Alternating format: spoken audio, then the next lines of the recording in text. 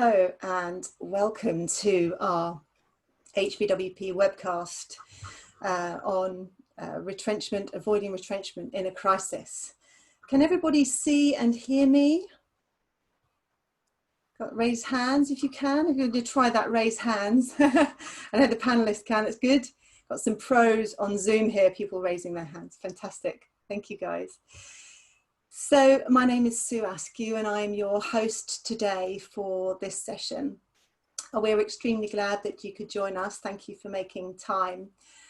This is a global event because we're in a global pandemic and we have people from all around the world logging in today, and certainly from across Europe, the UK and the US. You just saw some stories of mass job losses. It affects us all. Government funding is beginning to change the way it impacts us and perhaps disappear. And it can feel a little bleak as to what the next stage is. So we're not here to predict the future or talk about the economic changes that may or may not happen. We are here to talk about companies facing difficult decisions, that you that have attended today are having those tough conversations right now in your businesses about how to continue to operate in this pandemic. We want to talk today about how we can come together to find alternative ways of navigating through that path so that your companies can emerge intact, ready for the future, and that we save and preserve jobs and livelihoods where we possibly can. So this is not the last crisis that we will face. We've all went through the 2008 crisis, and various countries have different crises of their own to deal with at any time.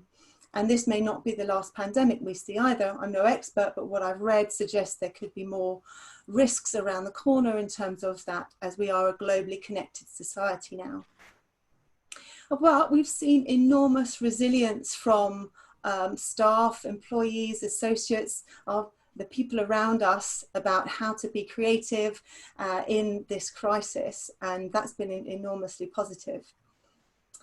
So we have assembled here today a humble panel for you of CEOs and CFOs, and we have those in the audience too. It was really important to us that we acknowledge that it's now that you guys are having those difficult conversations. You've had many already, and there'll be many to come. And it's those conversations that we want to support and talk about today. I wanted to share with you a quick story about my father. He was head of the fees office for the UK Parliament for many years up until his retirement, therefore responsible for billions of pounds worth of taxpayers' money. He never ventured into the private sector. And I asked him why it was that he never had done that, because he could earn 3 times as much there and may have been able to retire 10 years earlier. He told me that he could definitely go and get a job in the private sector as a CFO. And he recognized that these days, CFOs make some of the most strategic and critical decisions in a business. They are also responsible for finding and managing deep cuts, deep financial savings when they need to. And that sometimes means letting people go, redundancy, retrenchment, and that is extremely tough. And looking at that, he wasn't sure that he would be able to do that. So we recognize the enormity of making decisions like that, and no one takes them lightly, and no one would rush into it. For him, just a bit of a step too far. So I'd like to introduce you to the panel that we have today, and me talk less and them talk more. Please do interact during this session. There is a Q&A box. Please feel free to add your questions there, and I will put them to the panel and we will answer them and talk about them as best we can. Please do also to connect with us through social media at HPWP Group, and we are recording this session so that we can share some of the discussions that we have today as well. So I'm going to share my screen quickly so that we just introduce everybody that we have here today, and you can get to know them a little bit. So give me a moment to share that. And we're going to start with you, Del. Boy. So I've been getting to know Del a little bit over the last few days as we've prepared for for the sessions here. Del is the CFO for Pacesetter Steel and has a career that has seen many crises come and go. And we talked about the 2008 crisis when we were getting ready for this session. So seen a lot of change over business too, and some real reflections that we're going to hear today. And he says we have an opportunity to create a completely new playbook, which is a really nice positive message for the future. We're going to talk to you in a moment, Del. Okay. We also have with us Vanessa Tierney, the voice of future work. She is the CEO of Abodu, a SaaS platform for remote working. She has just completed and launched her book, Companies Without Walls, and joins us today from Ireland. And she says each leader plays a pivotal role today, and emotional fitness will be critical. So we'll hear a bit more about that as we go through.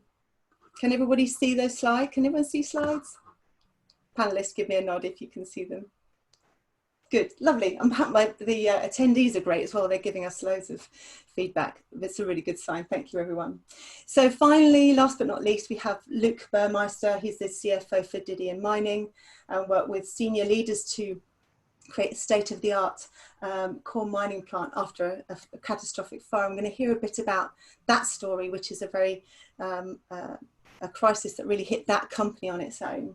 And he says, fear is a action, courage is a choice. So I'm going to stop sharing my screen now, and we can start talking and hearing a bit from our panelists too. So first off, I'm going to go to Del. Del, you shared, as I said in the intro there, a lot about the crises that we've been facing and the things that you've been through. And I know that you've had a chance to think about some of the things you want to share today. And I'd be keen to hear some of your reflections on what's worked for your organisation in the past. And also, we'd love to know what it is that you wish somebody had told you earlier on in your career. All right, so thank you very much, and good day to the audience.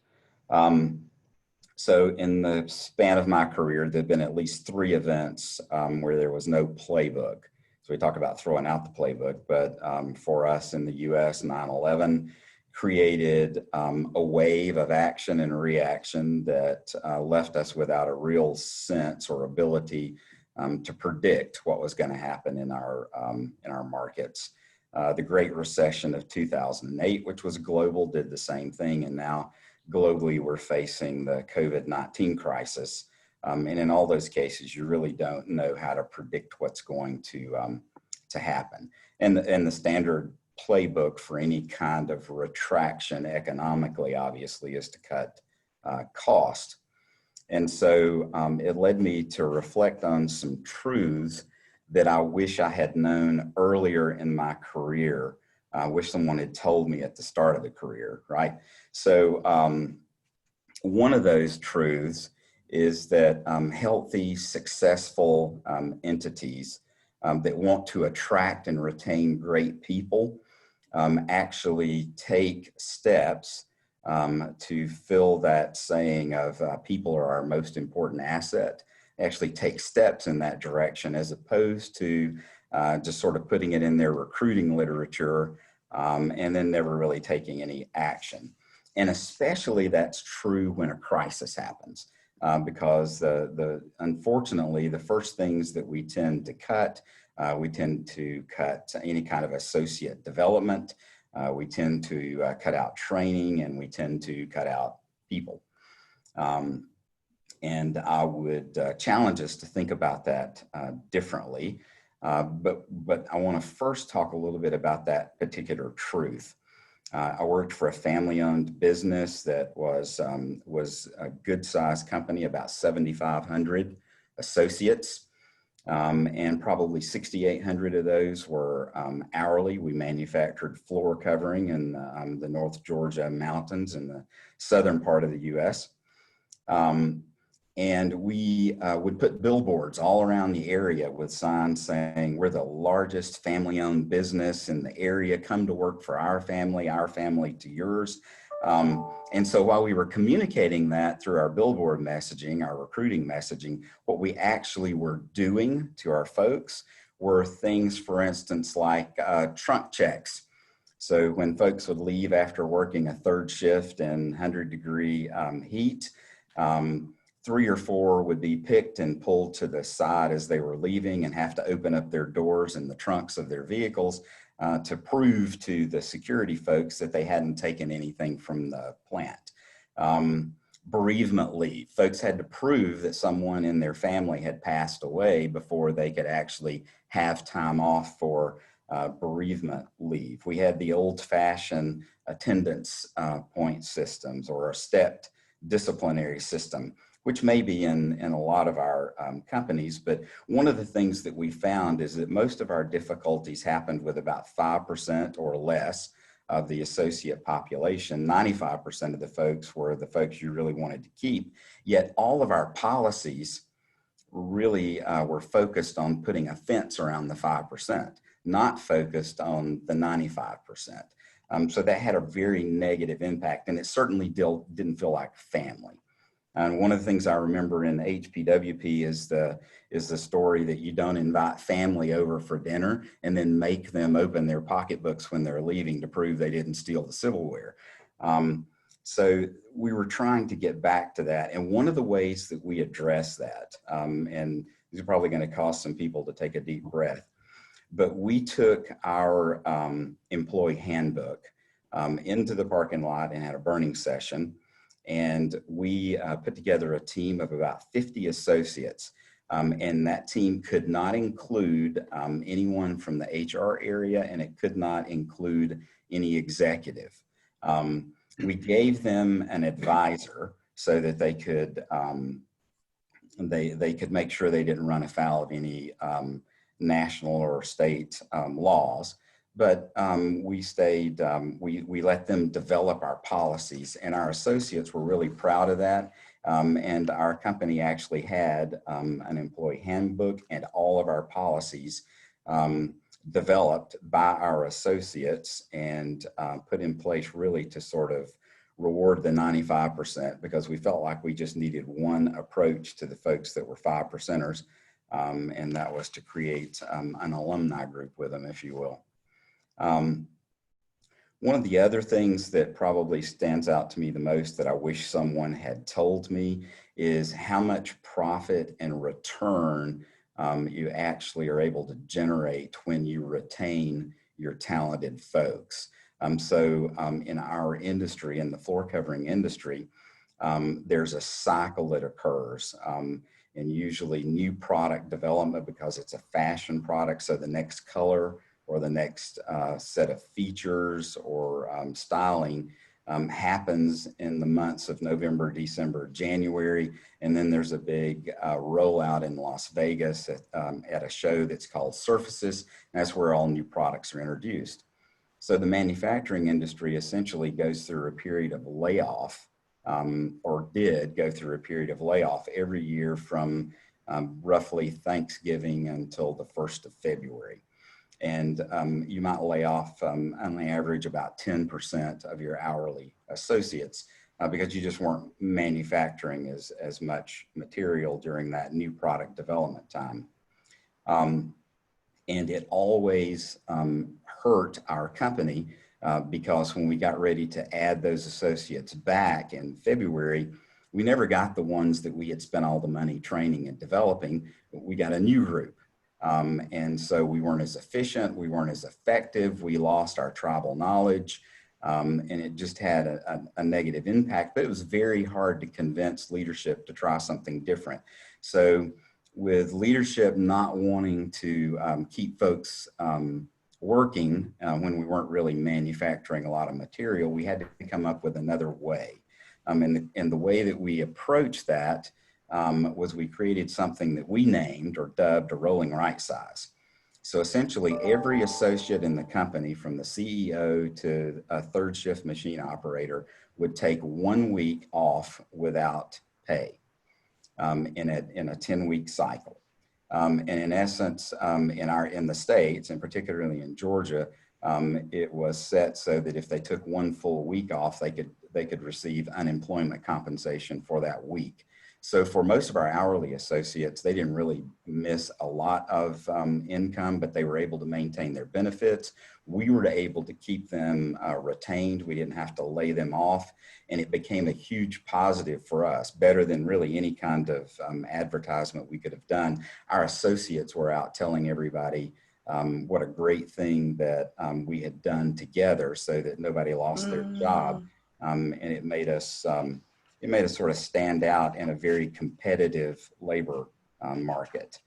And I guess the last thing that I would say, so that I don't end up taking too much time, is the third thing that I really wish someone had told me, was that when I reached the stage in my career that I'm at now, where there are more miles in the rearview mirror than there are in the windshield, the things that I would look back on and be the most proud of were the things that that I had been a part of, where we did something for other people. It wasn't something just to you know, improve my career slot or make myself look better or anything like that. It was things where we really benefited and impacted the lives of a lot of people.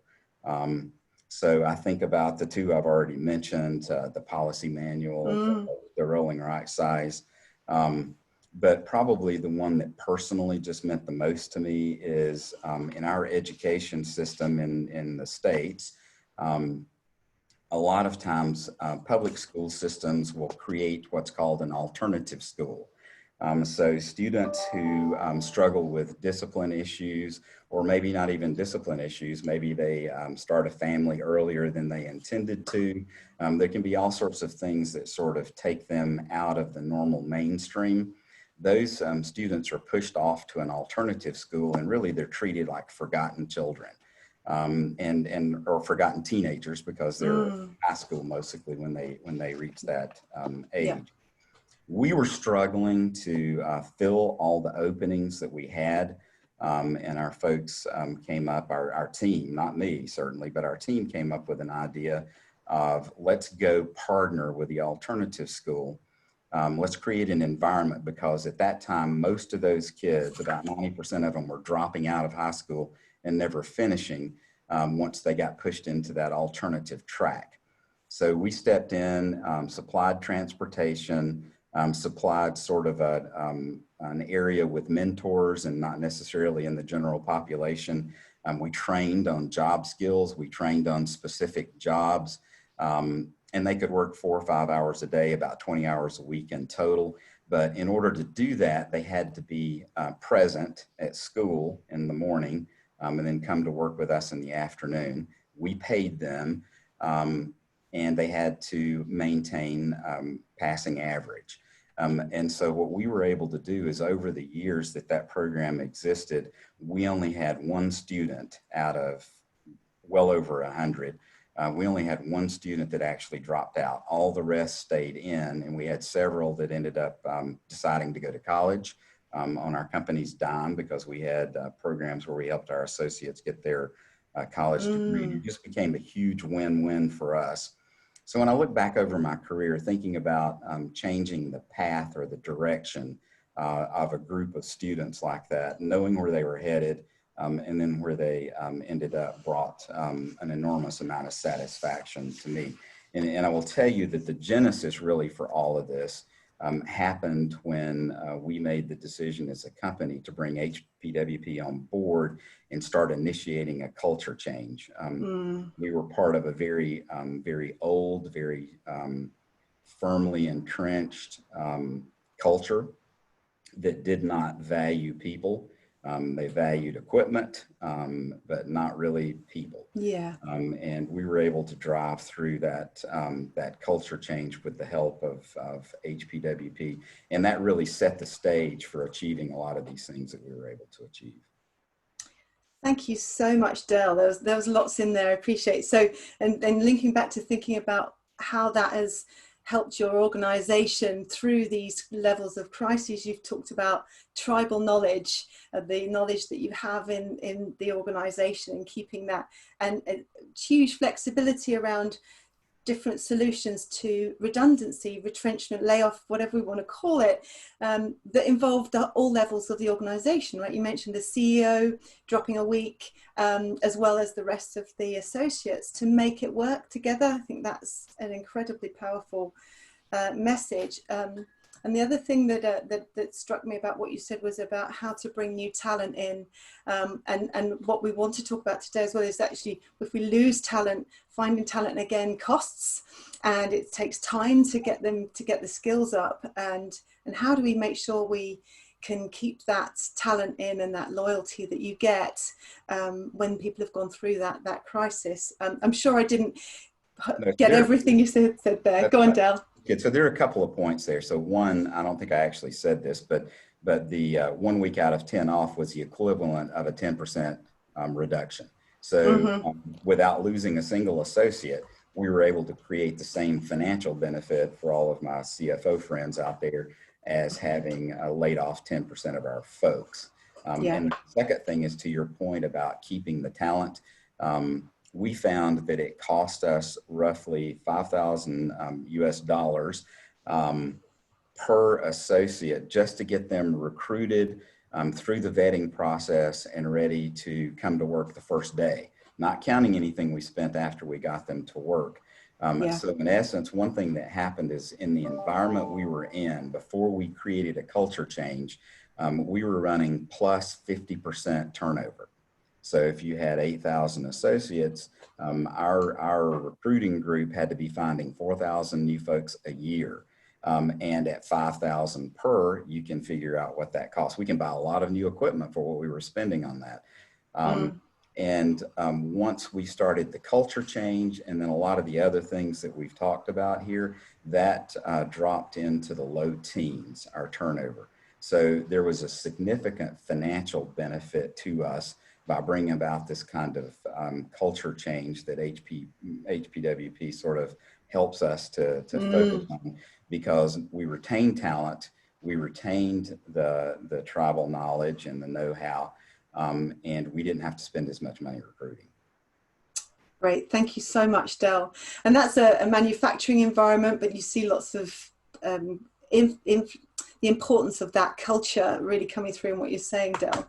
We're going to go across the pond now, as they call it, and I'd like to talk to Vanessa for a few minutes. Vanessa, you are a CEO of a SaaS platform, and you have a varied career as well. We'd love to hear a few reflections that you have on change and reaction to crisis through the years. And also, you have in your network and in your clients the ear of CEOs and CFOs in all different types of organizations, and we'd love to hear a few stories or anecdotes about what you're hearing right now and how people are approaching situations. Okay, wonderful. Thank you so much for having me. And I'll start off with saying we all know the world of work has changed forever. And I have been banging the drum for years to say companies will have to embrace remote. And originally the idea behind it was the war for talent. If you want to get the best people and hold them while they go through different changes in their life, whether it's having kids, or they might be immobile for a while, or they might be not ready for retirement. So I've always talked about being more flexible. And obviously now we were all forced to go remote very, very quickly. And what's interesting is what was the blocker for years, whether it be technology or trust or systems or culture or policy, I don't know if it's the same where you are, wherever you've dialed in from, but certainly where we're located, in some cases, companies were given 6 hours notice to go remote, which is just unbelievable. So now we face a situation of like, what is the future? How do we build on this, make it sustainable? And I think what I can do is reflect right back to the last recession that I went through. And that's actually the beginning of my remote career. 2008 had a detrimental effect on a business that I had, which was training and recruitment for graduates. We had placed graduates, thousands of them, into brilliant technology companies internationally. And unfortunately, the graduate market died overnight. And I think we're about to experience that, or if not, we're experiencing it already. It's estimated 51% of graduates are now unemployed, and that's going to rapidly rise in the next year. So at that point in time, I also fell ill. So double whammy, business got hit, I got hit. And I couldn't commute, I couldn't travel. And when I went online to look for opportunities, I realized that actually, unless you built this perfect mold of 9 to 5 in an office, you're excluded, you're discriminated against. And I figured that if there can't just be me with experience of 10 years, finding myself now unemployed and not knowing what to do. So I actively looked for a role working from home. It didn't exist, any legitimate working from home roles. And so I started a company that was a recruitment agency for technology companies because they were futuristic. Their HR divisions were comfortable enough with doing video interviewing even 10 years ago. And their policies, they could enable a certain level of flexibility. So we did that for a number of years and actually started to do it for the Irish government, who were landing more and more American and Canadian companies into Ireland to establish their European head office. And one of the reasons that we were attracting them was because we had the talent. And there's also a very low corporate tax rate, but we'll focus on the talent. And what would happen is the companies would land here, but they would be very interested to know what's the talent outside of the counties. And I bring this point up for a reason, because I think if whether you're a CFO or CEO right now, there's multiple decisions happening, multiple stakeholders involved. One of them is obviously finance. And if production and productivity has been absolutely crucified, which it has for many organizations, the natural inclination is to cut costs. And as Del alluded to, there are solutions. You don't have to go in and just what's the word? I'll say cull, do a cull on a percentage of your workforce. There are other ways to look at it. What I want to do is talk about the remote element, because I think one of the reasons companies have landed here and internationally have embraced remote is there's some interesting KPIs and metrics around going remote. So I'm going to give the stat for a company that's 100% remote. And I think most companies in the world are not ready for this. They're ready for the hybrid model. So even if you take half of this into account, the first is when a smart working model, which I like to use the phrase smart working rather than remote. Smart working encompasses whatever model is going to work for your business. A good smart working model will look at increased productivity of over 10% across the board. Now, there's loads of research into this. C-Trip in China years ago did this research, and a lot of people put it down to actually the empowerment people have, the fact that you're saying, I trust you, and they're just happier. You know, they're at home, or they're home some of the time, and they have that flexibility, less stressed. The second is attrition. Attrition will improve by 40%. So plugging in Dell's stat around the 5K cost of recruitment, now as a CFO, you're starting to see some really attractive numbers. And then the overall saving, I'll put this into dollars now, for a company, it can be up to $11,000 in rent and rates if you go fully remote. So even knock that by 50%. Now, obviously, you can't just leave your big building that you've a rent and rates for the next 2 years. You're locked in unless you can negotiate out. But certainly there is solutions and options. I know, for example, I won't name them, but there is a huge American company in Dublin right now who have gone on for the last 12 months about this amazing second building that they're building, phenomenally big. It'll probably have a rock climbing wall in it. That's how big it will be for the millennials. And they have just informed their architects, stop. Now that's a sign of what's to come. And so I'm going back to the savings. So if we're looking at increased productivity, improved attrition, people are happier, and you'll become an employer brand of choice if you start embracing smart working. You've unlimited pipeline of talent coming. And so I guess my learning 6 or 10 years ago was that I was excluded from the job market. And as soon as we came up with the idea of a Bodu, a platform for people to register of all diverse backgrounds, be anonymous, so that's a comfortable process to go looking for opportunities, not just locally, but globally. We realized the importance of the types of people that would be applying, not just the tired, exhausted commuters, the returning parents, older people not ready for retirement, millennials that still want to travel and work, people with mobility issues that are just eliminated because they don't fit that mold. And the reason I'm bringing this up is we have developed a platform called Geognostics, and it's only for government, but Geognostics is giving us huge data around skills and what people want to earn if given more flexibility. And I think as the CEO and CFO, you're in such a good position to have open, honest conversations with employees as to not just how flexible can we be on the working model to financially make this work, but even down to where do you want to live?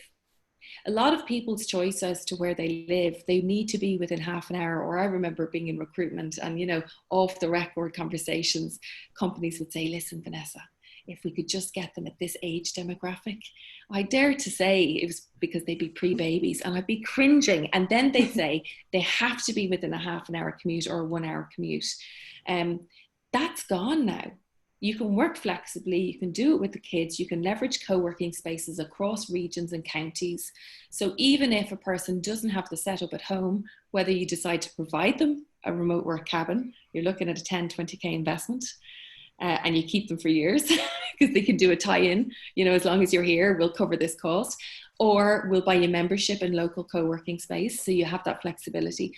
All of this is now an option, but I know you referenced a line I used around emotional fitness, but it is emotional fitness and intelligence. And I think the leaders that can actually sit down and virtually sit down, you know, because that's a skill in itself. It's very easy to sit down and have a cup of tea and chat, you know, let's put it all out there. It's kind of hard virtually, but the leaders that are actually going to shape the future within their own organization and actually potentially be a champion in their industry are going to be able to have those human conversations about your work and life and the way we manage. And it's something that I've put into the book is like, it's no longer on hours and presenteeism and this idea of I have to see you to promote you. I have to see you to know that you're doing a good job. We need to manage more on a project basis. And so this ties in again with cost cutting.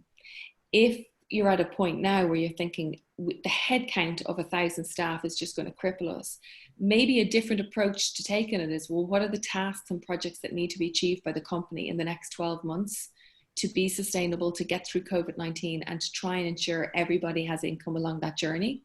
I know there are more and more European or the governments of European countries that are reaching out to stakeholders in business, Ireland being one, who are saying, please input into the policy. And so if your government or local authority hasn't done that, my suggestion would be to pool yourself with 3 or 4 other companies at C-level and put together what you feel is important around, for example, tax benefits or tax credits, enabling working from home. We need standards and policies around this. And then obviously there's the litigation potential of all of this. Does your insurance company now view where people are going to work as an extension of the office?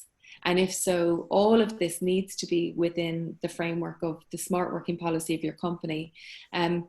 The other tip that I would give is, and this department doesn't exist, and the CEOs that are listening, certainly the CFOs will think, no, we can't create jobs, but I actually think it's really important. We've all talked about digital transformation in the last 10 years, but now we need work transformation. And probably the department that's most equipped with training and support is HR. And wouldn't it be lovely if we could position HR to be the power of the people and to enable this change and really build that internally with guidance and support. And I think companies, if they do that, at least you know that your staff, their hands are being held through what is just such a difficult time for everybody.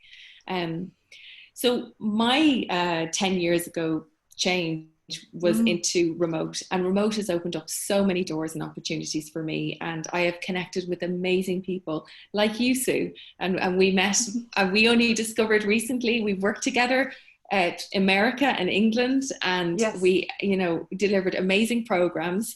And then when we reconnected this year, we realized actually we've never met in person, and that's the power all been virtual. Of, yeah, it's all. So I have no idea how tall you are or how short you are. I know you're lovely, but that's the power of remote. And then finally, I'll just talk about a recent pivot that we made with the business, and it might spark ideas for the people that are on the call. But we have built this platform, Abodu, standing for Abode Your Home and Do Being Work, to connect companies with people. And when March hit, our revenue model was from businesses paying, sorry, not people, it's free for people, but businesses paying to post their jobs and connect with people. But overnight, businesses froze naturally, and they will do.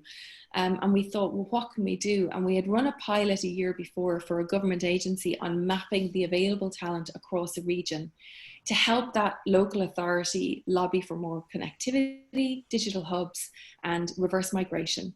And they successfully landed a foreign direct investment company from America, a software company that will create 500 jobs locally. So from an economic perspective in that local town, it will thrive. So we have made this big, bold decision to make our platform and our ecosystem for businesses free.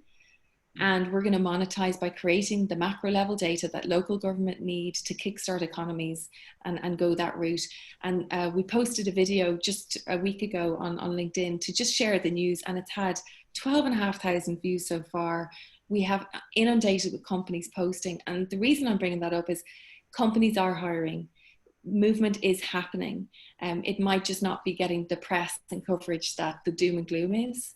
And so I hope that has helped anyone listening today. Thank you, Vanessa.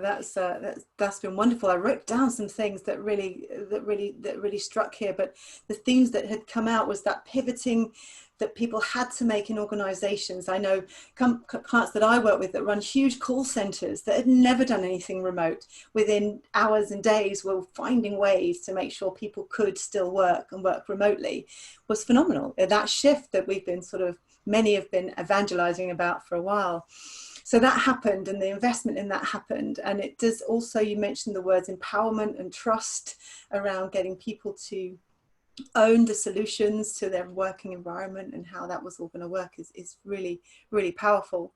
Also interested in your theme about property and people that obviously you're looking at what are the costs of the business, what are the costs of the property we have, and some companies have lots and some don't have very much. And if you're building something, what's that investment? I'm sure many organizations are reviewing the cost of their office space. I know one MD who runs a recruitment company who has all his staff working remotely, and he has just decided not to renew the rental lease on their office space. And that's it. And they will be remote until they feel that that might change. And if it doesn't change, they'll work that way.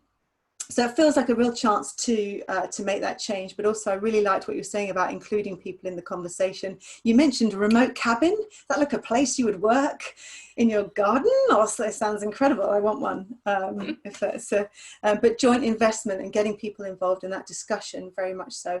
And also thinking about the future. Where will we be in 12 months' time? There is, I know, a temptation for us all to think short-termism, and there's a level of panic rising for many. But the longer term message and what will happen with talent and the workforce longer term is very key. So thank you very, very much for that. That was great. And it was really interesting to hear about your business pivots. And that will lead us into talking to Luke about his business as well. We'll come back to you with some questions shortly, I'm sure. Thank you so much, Vanessa. Luke, you are CFO of Didier Mining. You had a disaster befit your business that was not economical, not driven nationally, and you came through that. And tell us a little bit about your organisation and that. And we're back across in the US now in the manufacturing field. Yeah, so we're a manufacturer in the Midwest. I think Del touched on it, that the reality is that we will all be disrupted, okay, whether it's at a macro level or a micro level. And so these once in a lifetime events, Del mentioned 9/11, the Great Recession of 2008, COVID. I think if you're in manufacturing, you could add when everything went to China. There's always this element of disruption, right?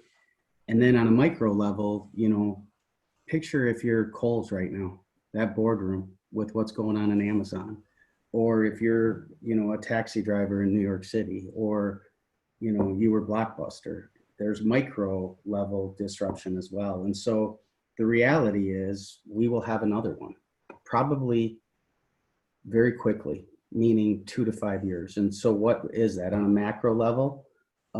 I would venture to say the United States government is pushing $100,000 of debt per individual right now. And that works if the GDP continues to grow.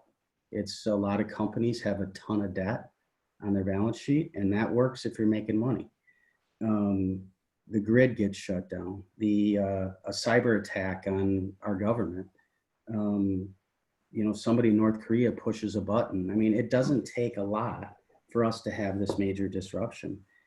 And so, our story is actually, I learned, frankly, got a little lucky. And so in 2011, we put together, actually HPWP was part of that strategic plan. And we came away with a 10-step strategic plan. And I won't get into all of it. I will tell you our goal in that was to grow our sales 3x. And 2 years later, not 30%, not 50%, not 100%, 3x. And in 2014, we had to change it to 6x. So that tells you the kind of growth that we go, how, we think big, begin in gratitude and think big. We don't talk about 10% growth, 20% growth. We talk about 500% growth. And it's just our culture and who we are. And I think the reality is that when we're in our comfort zones, if everybody just takes 5 seconds and close your eyes for me and think about the greatest accomplishment you've ever made, whether it's personal or business. Okay. I bet you everybody that did that, it wasn't easy. It wasn't, if it's a birth, that's not easy. If it's, you overcame something, it's, when we're in our comfort zones, life is easy. We don't grow. When we get out of our comfort zones, and often well out of our comfort zones, that's when we have these great accomplishments. And so back to 2011, one of those strategic plans was prepare for events that can significantly impact your business, whether positive or negative. So it was food pandemics, it was, you name it, it was just all over the board. And I was in charge of that through our board. I'm a board member, and I was in charge of that event. And so it was some business things that I would ask out all of you to write down. 1, make sure you have a really strong crisis communication plan. 2, make sure you have really strong insurance programs. 3, make sure you have a strong balance sheet. 4, make sure you have a good relationship with your bank. And so we basically plucked all of these things one by one and went through this plan. And then on May 31st of 2017, our company had a horrific incident, and we lost lives, and it was horrible. And it's hard not to get emotional talking about it, but it's probably the worst thing that's ever happened to me personally or professionally. For sure professionally, probably personal. And I'd like to change that event. It's in permanent marker, and it's part of who we are. And I can't change it. As much as I'd like to, I'd love to change that event, and I just can't. But what I can control is I can control our future. And it's not about me, it's about our team of 250 individuals at our company. And when that incident happened, 7 out of 8 companies do not make it back. Now, big companies make it back. We're a $300+ million company, so mid-tier company.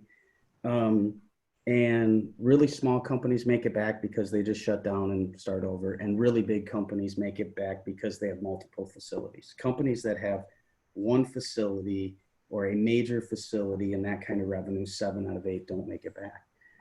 And our board got together and we said, there is no plan B. And attorneys gave us these ideas of, well, I'll do this and close this down and file and all this. And it was like, no, we're coming back. And how did we do that? We actually prepared for the incident, even though we didn't know we had prepared for the incident. So I talked about the quantifiables or the measurable things that we had prepared for. What I didn't talk about is the strong partnerships that we had. First of all, the strong partnerships with our supplier base. So if you're one of these companies that wants to beat up your customers and do supplier chain financing and all these things that you think CFOs are good, they're not good. Okay, they're not. It works short term. It doesn't work long term. And I know because I'm on the opposite side of that. And as soon as I have an opportunity to make my money back, I'm going to make it because you've been gouging me and paying me at 120 days. What do you think I'm going to do? Let you take advantage of me to perpetually? And so those type of that's not win-win, that's win-lose, right? And the only way business works long-term is win-win. And so strong supplier partnerships, strong partnership with the community, strong partnerships with your customers, and most importantly, a great team of people. You know, you think about it, none of us, there's a bunch of execs in the room. Who writes the paychecks, right? Just so you guys know, I don't care if you're an owner, it's not you. If you're a CFO, it's not you. If you're in HR, it's not you. The people writing the paychecks are the people on the front line that are doing the work. And that's why we get to live the lives we live. Now, we have a God-given responsibility to lead people to do it the right way, to take care of them. You know, there's a reason we are where we are, but we put our pants on the exact same way as everybody else in our company. And no job is more important. They're all just different. And so I will tell you, if you have an ego, check it at the door, because it's not about us. It's about our companies. It's about our team. It's about the families. It's about the community. It's about the relationships. And, you know, our driver can't be profit. Our driver needs to be something greater than profit, right? Our driver needs to be produce quality products, do it safely, provide product in spec on time every time, take care of our teams. And guess what? The end result is we make a lot of money when we do it that way. And we shouldn't be shy about making money, because when we make money, we can share it and we can take care of our teams. So it's not about making money. It's just the way of making money. Greed is bad. Greed is wrong. Okay.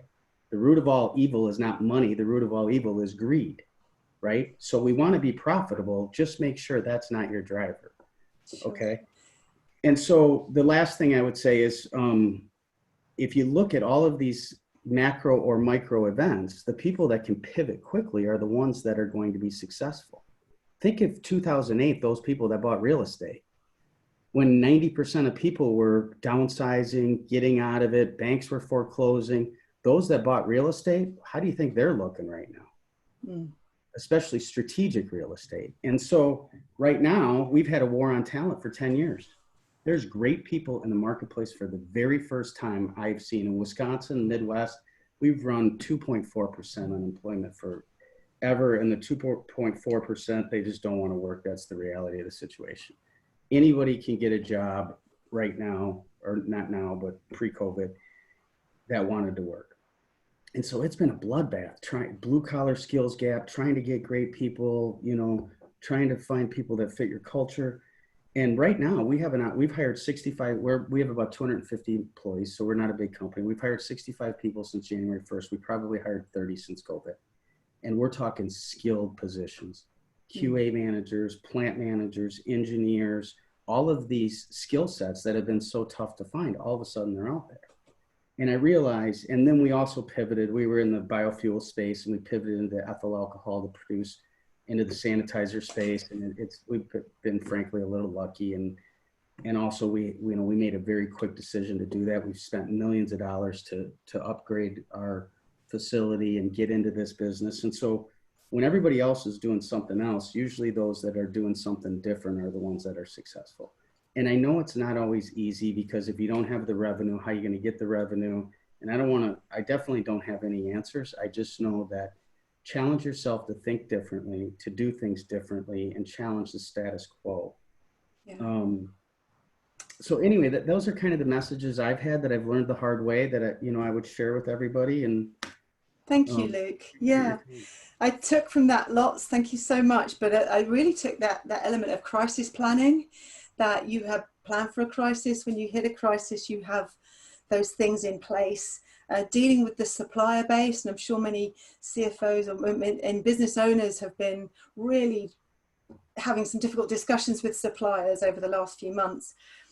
The go long term, not so short term thinking, go long term, think about what it might look, and think about those win-wins between people you work with, the companies that you work with there is important. And then how you look for growth in your organization. You've also pivoted your own organization very well in the crisis. And I think that's really they said you don't have the answers, but there's some great themes in there about planning and understanding this isn't the last time that we will have economic downturn or anything that might really affect your business, whether it's your business alone, your country, or globally, will make those changes and have that impact. So thank you so much. Well, let me add one thing, Sue. As I think about it, right? Many companies are looking at the quarter or the month or the year. And that really becomes a broken model, because those companies that look at it short term, they're not going to plow a bunch of money in a virtual infrastructure. They're just not. They're not going to spend the money in training and engaging people, right? So you either train people and you lose some good ones, or you get a bunch of dumb people running around. What do you want to do? And so how do you, right now, right, we invest into equipment, or let's say we utilize a line of credit to buy a piece of equipment. That may take a year to get that payback, because you got to match, you get commissioning issues, you got to grow the revenue around that equipment. Well, why wouldn't you lever up your business a little bit right now to get great people? Yeah. Right. And look at that as an investment, because when you come out of this, and 90% of you will come out of this, 95% of you, and it's going to be ugly and it's going to be hard, and it's, you know, but you will come out of this, and you come out of this. And when you come out of this, are you ready to kick ass? Do you have that group of people that's going to go conquer the hill? Absolutely. So, do you have the team in place? Yeah. Have you been able to, to retain that and getting them back into the business, just as Del said, and Vanessa talking about pool of talent, getting them back in if you've had to let them go is costly and can have huge risk to it too. Thank you so much. I want to take a few minutes to open up to our attendees for some questions. We had some submitted before the session. I think I'm going to go to Vanessa with a question now while we wait for some to pop into the Q&A box. You mentioned a bit of resistance that you'd seen in the past about flexible working, and thinking about, you mentioned the future and 12 months on. What do you think, what are you hearing the biggest resistance senior leaders have to that forward planning and changing their mindset? What are their worries? It's such a good question. It varies company to company. I think we're all victim of this kind of letting government lead the way, in terms of, okay, government say it's safe to open up the offices, in we go. Yeah. And, you know, so there's a battle happening, I suppose, with there's two things. We're unusually working in a time where we've got 5 generations in some companies who have different views and different experiences. And then I feel like this is a personality assessment of risk. How risk adverse are you? I know certainly if I was working for a company that said, come back in now 9 to 5 and don't worry, we'll give you the shields that you need. And, you know, I need you to see me and my circumstances. You know, I've got 3 kids, a baby. I do not want to take the risk. But a lot of people don't feel comfortable when you think there's a chance your job is in jeopardy and you have a mortgage to pay. You'll just suck it up and do what you've been asked. But so I think there's that deliberation. Then you've got other startups that are able to be very agile. They're being crucified on costs, you know, and dropped sales, but they can be extremely agile and go remote. And people can be more flexible in the hours. I have heard of some companies that are doing a mixed. They're using hot desking, but not in the same day. Because when I heard that, I thought, oh my goodness, this is COVID-19 written all over it for passing it person to person. But they cleaned out the desk. And so they've half the desk, half the capacity. And then the other is around the leadership on training and development. So I really think the companies that are going to get this right are going to spend time supporting the leaders. Like, it's a learned skill. I went remote and it took me 3 years to really start to get my head around it and grasp it. Made lots of mistakes. And there are tools out there, like I've heard some governments now are rolling out training programs so that people can avail of that at all different levels. But I think that if you let the leaders go it alone, and this is the first time that they're working in a virtual world and the people are the same. And, you know, I'm kind of old fashioned on this one. The old 360 reviews, you got to love them, because they're going to tell you as a leader how you're doing, and vice versa. And thanks for this. you know, the last thing I'd say is personality and behavior assessments, a bit like training. It's the first thing that they'll think, let's cut. But actually understanding what's under the hood of your people now more than ever is important. And maybe as a C-level, you know instinctively if there's a leader that's not currently fit for purpose, because it takes a certain type of leader to get through the pandemic, the recession that's coming, and not do it all virtually. And empathy will be that underlying tone for everybody. But yeah, that's thank you. That's great. Del, I saw you nodding away there. Did you want to add anything to that? No, I'm a big fan of what she's saying. I agree with her 100%. We're seeing companies all around, including ours, that prepared to work remote if we had a weather event. And that was as far as we thought. We had very limited vision as to what could happen. But fortunately, we did train and work for that because it became necessary for a lot more than just a weather event. So it hasn't been, surprisingly, it hasn't been as difficult as I expected it to be. Yeah. Thank you so much. Del, I just have a question for you. You had some stories about really engaging your staff there. Now, how did you engage employees in some of the difficult decisions you faced in your career? So we have a minute for this question. You have a minute for this question. Go fast. So the reality is any time you're making a difficult decision or even an easy decision, if you engage the associates around you, you get a lot more brain power to it. I think where a lot of executives trip up is thinking that they have the responsibility to have all the answers and all the wisdom.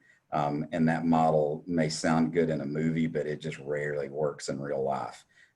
And so we've learned that if we have 100 folks working for us, we get 100 brains for free in that process. And so if we include them, we're going to get better thinking. And then the other part that's going to help us out there is because they participated in it, they're going to be engaged in the outcome. And that's really important too. Thank you. Yeah, that full engagement. Finally, to Luke, I have a question about you pivoted your business for hand sanitizer, ethanol. How did you engage the staff in being on board of that pivot, and did they come up with ideas too to be involved?